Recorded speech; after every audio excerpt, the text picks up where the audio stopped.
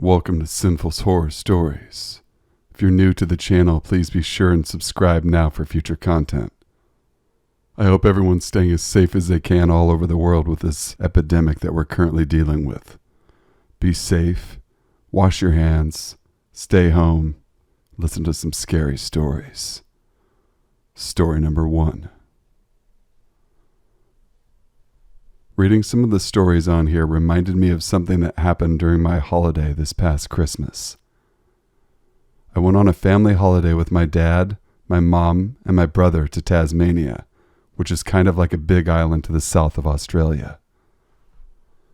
I wasn't terribly interested in the trip, but I wanted to spend time with my family, so I left all the bookings to my dad, and I will never do that again. He has his own Airbnb he manages, so I thought he would be able to find decent places to stay on his own. When we walked up to the Airbnb my dad booked, the first thought I had was, if I wanted to sell drugs, I would do it here. My mom wasn't impressed at all, and was already telling my dad off for booking it. I didn't say anything. Maybe the inside is nicer. It was a dingy little house. The paint was peeling. Roof was rusty and there were plants overgrown to the side of the building. There were 3 entrances. The first one I worked out was the entrance for the host. It looked okay, not as bad as our entrance, a little bit tidier. It went downstairs, so we figured out after a while the host most likely lived below us. The second looked like it was the main entrance to the house, but it was sealed shut. The door looked like it would break down if anyone was even to push on it slightly, and was obviously unused. The third was ours. Aside from the overgrown plants, it was fairly normal. From the looks of it, we figured out later that it looks like the host had divided up the house somehow. She lives below. We live upstairs, but there was one half of the house upstairs that wasn't accounted for. It's hard to explain, but the space we occupied only accounted for half the house, and it only went up to the main entrance I spoke of, which is in the middle of the house. We checked in, just grabbed the keys because the host never contacted us at this point. All was well on the inside. It looked a little old but wasn't creepy from the get-go. I did notice some odd things. I only mentioned this to my dad. There were a bunch of antique instruments displayed at the entrance, and right on top of one of the piano were 3 things that looked like urns. Now to explain, I am of Chinese descent. These urns freaked me the fuck out. Some people think they're for displaying, but we used to store dead people's ashes, so I really didn't like them being there. I told my dad and he didn't like it either, but he went up and tapped the urn to see if there was anything in it. My dad mentioned that the one he tapped was definitely used for ashes. It had scripts on it for safe passage to the heavens, from what I could make out. After I stopped freaking out, I went and picked up first dibs on the biggest room, as per usual, but then noticed there were heaps of mirrors around the room. Again, another thing, not sure if it's a Chinese thing, but we don't like sleeping with mirrors facing us when we're in bed if we can help it. So, I went to move one of them, which was smack bang in front of the bed. It was leaning against a door, and when I took the mirror away, the door actually opened a little. That freaked me out even more. I got my dad and we decided it was better if I slept with my mom in another room. He would take this room with my brother. Again, my dad, being dad, opened the door a little and shouted, "Hello?" Before I told him to shut up. I had a peek inside but couldn't make out much. Only that it was dusty and seemed to be part of the other half of the house. My dad soon after put a chair and his suitcase on top of it, in front of the door to keep it shut. Fast forward to that night. Everyone was sleepy and went ahead to bed. I stayed up a little because I had some emails from work to catch up on, and went to work in the living room area. At one point in the night around 11:30 p.m., I remember there were a few thumps on the roof. Sounded like someone's footsteps, then followed by the loudest and most horrendous noise. Sounded like a train was on top of me. It was screeching like steel on steel, and it lasted almost 30 seconds. I literally froze at that point, didn't know what to do. Thought my dad would come up and check on me, but no one ever did. I didn't say anything the next morning because I thought I may have imagined it out of being overly tired. The following night, same thing again, except I was in bed this time. Just got into it, so not asleep yet. It was around the same time that the exact same noise started up again. My mom woke up but was frozen like me. Dad came to check on us. We were all just frozen there listening to this noise, wondering what the hell it was. After it stopped, we freaked out but managed to shrug it off and went to sleep. Before I fell asleep, I remember hearing some faint thumps that stopped shortly after it started. The next morning, we kind of had a meeting of some sorts to discuss this. This is when I told them about the night before. We were extremely unsettled at this point, and luckily it was checkout day. We just got the hell out of there. We never found out what it was.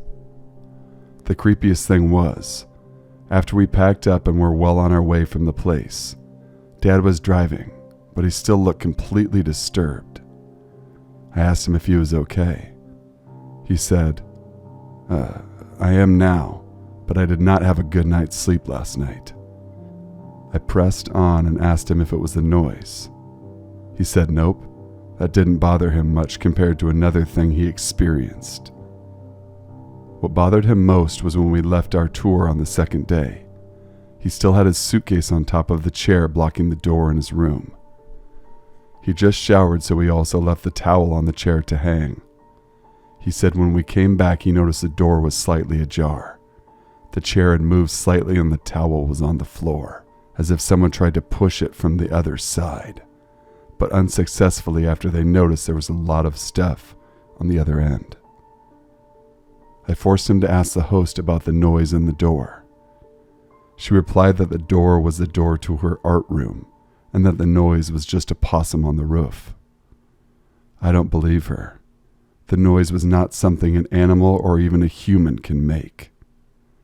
Airbnb host, I hope we do not meet. Ever.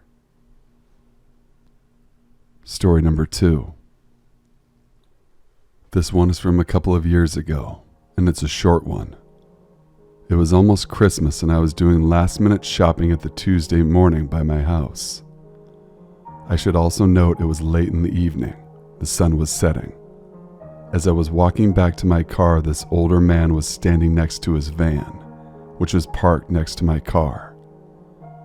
He looked like Santa without all the beard. He began approaching me and said, "Hey there, beautiful day we're having today. Would you like to see the puppy in my van?" I immediately avoided him and walked straight to my car. Having heard no puppy barking or anything of the sort just made it all that more alarming. I could hear him saying, "Oh, so you're not going to say anything?" as I was shutting my door. I should have locked the doors as soon as I got in, because within those few seconds I saw him walking around the back of my car in my rearview mirror and to the driver's side of the car. It freaked me out so bad I fired up my car and sped off. I was shaking by the time I got home. Story number 3. I stay in a remote area. I guess some would say I live in the country. We have 2 neighbors that stay right next to us, and there's a house across the street. We just moved in and we're still doing renovations, so we're holding out on putting up blinds or curtains until we paint. At night, sometimes I'll wake up and walk into the kitchen and hear little knocking sounds. I try to play it off as me just hearing things, but it seems it may be something more. Tonight, my boyfriend and I were having our usual Friday night pizza, a few beers, junk food, and movies for the kids. We had all the windows open, seeing how it was getting warmer already in North Carolina. After a few beers and pizza, my boyfriend announces that he is sleepy, wants to take a shower and go to sleep. As he goes to the shower, I continue to sit at the table right next to the open window, browse on my phone. I decide I want one more beer before going to sleep, so I set my phone down, and as I'm getting up I hear a noise outside the window, so I turn to look. Someone is crouched down and runs off. I stand at the window petrified for a moment before going to get my boyfriend. He goes outside looking for whoever it was and shot off a warning shot to let them know he's armed. He came back in without finding anyone and feeling just as paranoid as I was. Story number 4. This happened about 5 years ago now. I had just gone through a rough breakup of a codependent relationship, so I was going through a phase of trying to be more independent, self-sufficient, and just generally more okay with being alone. I would go out to a lot of movies and restaurants by myself. At the time I was living in Montana, where spending time outdoors is prime recreation.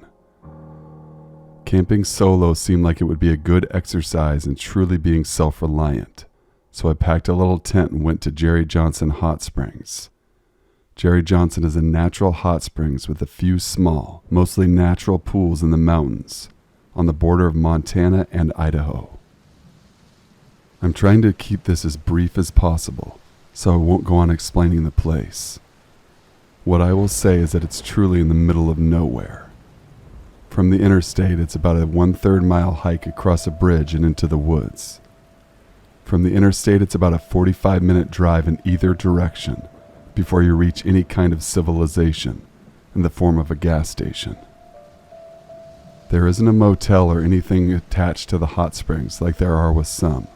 It's just forest land with a few tiny ponds of warm water, and if you ever go, you'll probably be the only person there. There's plenty of daylight, so I decided I'll go soak first and then set up my camp when I'm finished. I make the short hike to find there is a couple, man and woman about 30-ish in the main pool, and they look very startled at the sight of me. I say a friendly hello from a distance as I approach. At first they don't respond and just stare. Then the guy pipes up, "What are you doing, man?" I tell him that I'm confused. The man then asks, "Is that you that's been creeping around the woods watching us the last hour?" I assured them that I didn't know what they were talking about. They began to tell me that there was someone in the woods, way off of the trail. Apparently they've been yelling at him, and he just doesn't respond. He'll walk away into the woods for a while and reappear somewhere else, just watching. After they'd been assured that it wasn't me, I get undressed and get into the water. Their pupils are huge. They probably ate some magic mushrooms. I never asked, but it just seems very obvious. It's not a big deal. It's basically the perfect setting for it. But it makes me think they might just be having a bad trip. We talk for a while, first about the creepy guy, and then about some other stuff. The mood lightens and they seem relieved not to be alone. I'm a relatively large guy and I guess there is strength in numbers. No more sightings of the creepy man. They get out before me.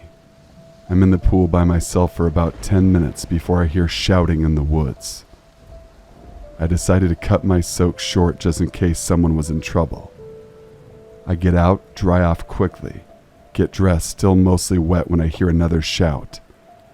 I start quickly hiking.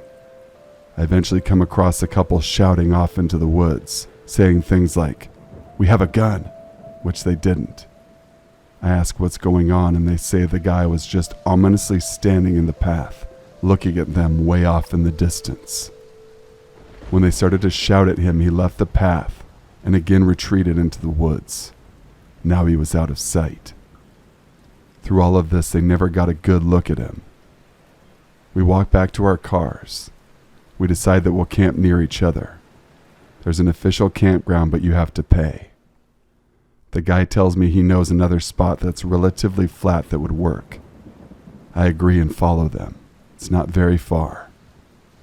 They set up their tent and I set up mine about 100 yards away. I wanted to give them plenty of space to trip or whatever, and I was out there in the first place to camp alone. We were in dry season on a raw forest floor, so neither of us made a campfire.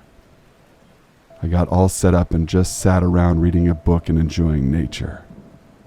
The mosquitoes made me retreat into my tent at about 6 p.m., and by 9 I was asleep.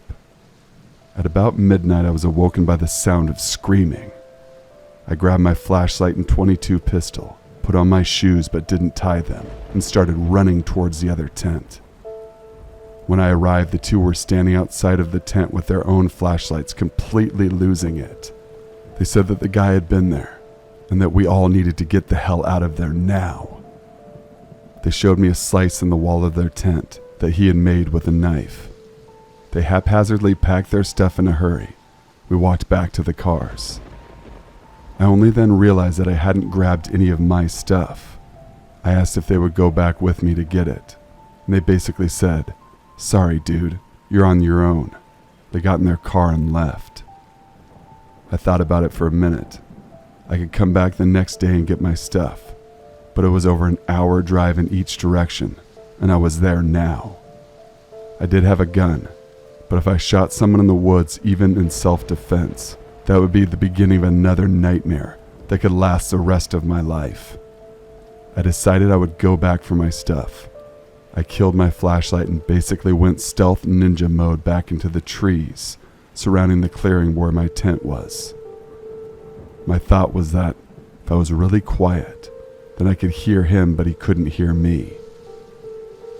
It took me 20 minutes to get to where my tent was, since I was moving so slowly. When I got back to my tent, it was untouched. I quickly threw on my backpack, put my flashlight in my mouth, grabbed my tent in its fully assembled state with my sleeping bag still inside, and ran back to the car with a loaded .22 revolver. I got back to my car, started it, and drove away. What didn't really occur to me until later is that I never actually saw this guy, and to this day I can't be sure there was actually someone in the woods. I kind of doubt that these people would have sliced their own tent, but at the same time I kind of doubt that there was actually just a dude hanging out in the wilderness all day and night just to freak these campers out. It's possible that the two campers were just messing with me, but if so, they deserve Oscars for their acting performances, as they seemed genuinely terrified. Thank you guys for watching and listening. Please be sure to leave a like on the video, comment, share, and subscribe for future videos. Please email me your true scary stories at thesinfulsavant@gmail.com to have your own chance to be featured on a video in the near future. Stay safe, stay well, and stay sinful.